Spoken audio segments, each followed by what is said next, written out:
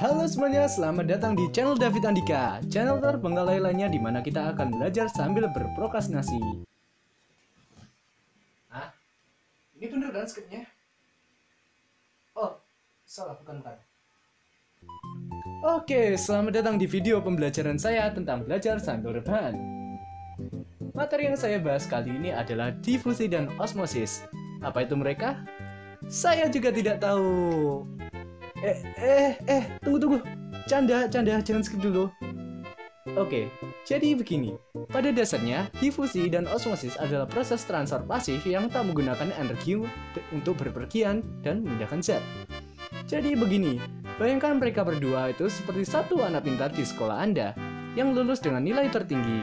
Kemudian ia mendaftar ke Harvard. Di saat ia dimasukkan ke sekolah itu, maka ia akan merasa seketika kalau dia tak spesial lagi, karena mereka dikelilingi oleh orang-orang yang pintar juga.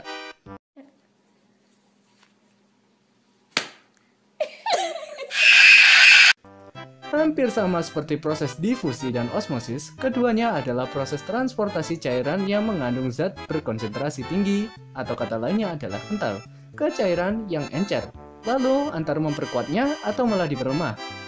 Di saat liquid kental dimasukkan ke dalam liquid yang netral atau konsentrasinya rendah, zat yang menggumpal tadi menyebar dan menyatu dengan liquid netral.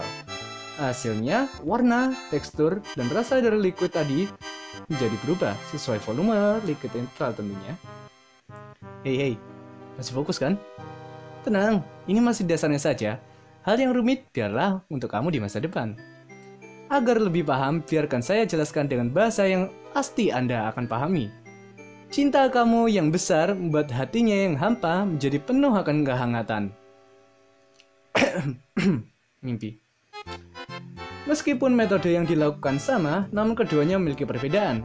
Karena perasaan yang berbeda membuat hidup kita lebih berarti, bukan? Kan?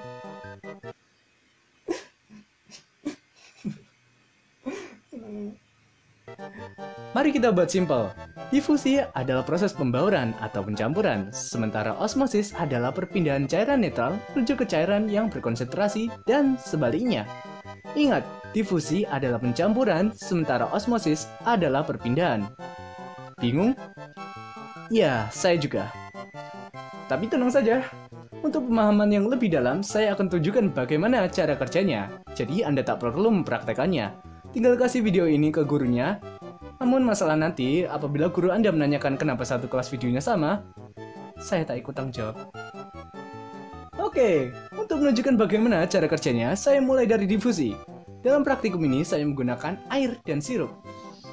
Oh, Anda tak punya sirup? Gak apa-apa, gunakan saja darah. Jadi, apa yang akan saya tunjukkan adalah proses difusi dan apa saja yang terkait dengan hasilnya. Awalnya, cari gelas bening kalau bisa. Masukkan air ke dalam gelas sebanyak setengah gelasnya, lalu minum airnya. Soalnya di waktu seperti ini jangan lupa untuk banyak-banyak minum air. Oke, untuk selanjutnya kita keluarkan darah dari jiwa yang tak bersalah untuk dimasukkan. Sebelum kita masukkan, ada baiknya kita perhatikan perubahan awal hingga akhir. Jadi catat apa saja perubahannya, oke? Step selanjutnya, masukkan 1 sendok sirup, iya semua sendok bisa, ke dalam airnya. Ada perubahan? Tentu saja ada. Catat dan kemudian masukkan 1 lagi darah anak kecil di gudang Anda ke dalamnya. Dari sini Anda pasti memiliki gambaran kasar tentang apa yang terjadi. Biarkan saya perkuat itu. Karena sirup memiliki konsentrasi yang pekat, karena zat-zatnya yang ada di dalamnya itu membuat konsentrasi, warna, dan rasa dari air yang dimasukinya jadi berubah. Mengapa saya menambahkan 1 sendok sirup lagi? Iya benar. Semakin banyak sirup pada air, maka rasa, warna, dan kandungannya akan lebih terasa dan pekat. Karena kadarnya yang lebih banyak daripada volume air. Ya, tidak sepenuhnya penuh. Sekarang coba kita tambahkan air. Isi penuh gelas dengan air. Dan Anda bisa tebak, walau tak signifikan, warna, kandungan, dan rasa akan berubah karena volume air yang lebih besar. Jadi volume dari cairan juga akan berpengaruh pada campuran. Dan itulah yang disebut difusi. Sekarang mari kita pindah ke osmosis. Secara singkat saja, agar lebih mudah dipahami, kita hanya perlu menambah kentang di dalam airnya. Yap, maksudnya kentang Anda. Kok sarkas ya? Yang perlu dilakukan hanyalah kupas, potong jadi kotak, beri lubang di tengah namun tak sampai tembus. Kita masukkan kentangnya ke dalam gelas. Catatan, apabila kentangnya mengambang, kurangi airnya. Masukkan air, masukkan sirup di lubang yang tersedia, dan kini kita tunggu.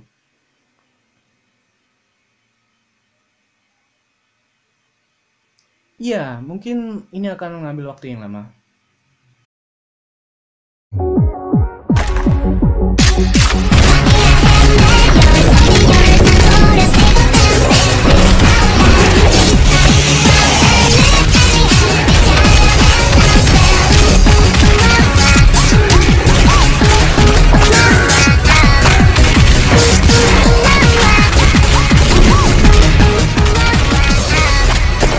15 menit. Untuk perubahan mungkin tak akan langsung terlihat, namun harusnya sirup akan mulai masuk ke dalam kolam air melalui selaput semi-permeable dan mengubah kepekatan dari awalnya kadar air itu. Yes. Untuk mengukurnya, ambil kertas, lipat, lalu celupkan ke sirupnya. Lalu celupkan ke airnya, bedakan keduanya dari jejaknya. Anda ukur, catat, lalu kita tunggu lagi.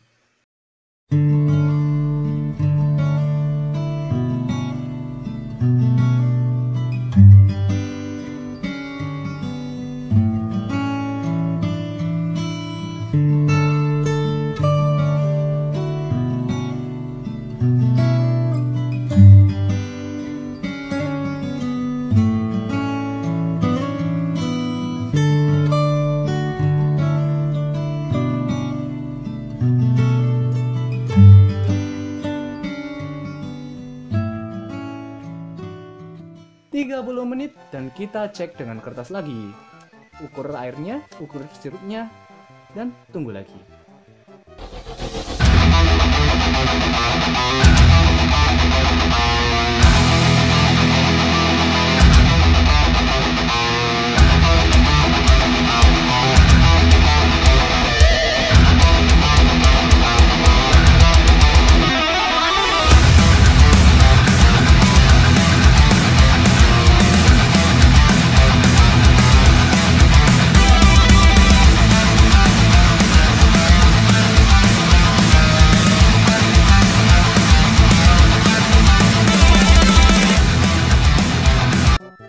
Satu jam berlalu dan seharusnya ada perbedaan signifikan dari keadaan awal. Bila iya, selamat, kita berhasil. Dari tas ini, apa yang bisa dijelaskan? Ya nggak tahu, tanya yang mau tanya saya. Jadi selamat, kita telah mempelajari difusi dan osmosis dengan senyum di muka kita. Beri tepuk tangan yang meriah kepada diri Anda sendiri.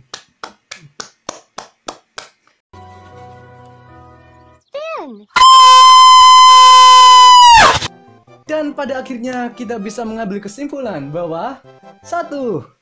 Jangan jadi terlalu pintar karena pada akhirnya kalian akan merasa kalau kalian tak spesial lagi saat kuliah. 2. Jangan pos kalau kalian ditakdirkan menjomblo kalau kalian sama sekali tak membuat satupun gerakan. 3. Biologi itu sudah hafalannya. Sekian dari saya, terima kasih. Saya David Andika dan sampai jumpa di video selanjutnya.